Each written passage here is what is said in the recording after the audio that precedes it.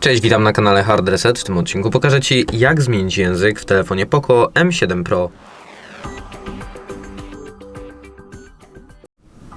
Na początku przechodzimy do ustawień i zjeżdżamy w dół do zakładki Dodatkowe ustawienia.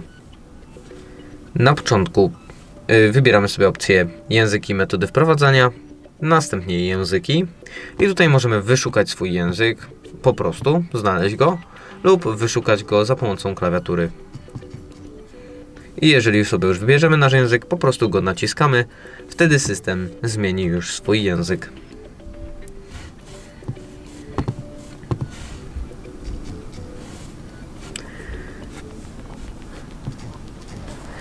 Jeżeli wideo było dla Ciebie pomocne, zostaw łapkę w górę oraz subskrypcję. Z mojej strony to tyle. Ja się żegnam. Cześć!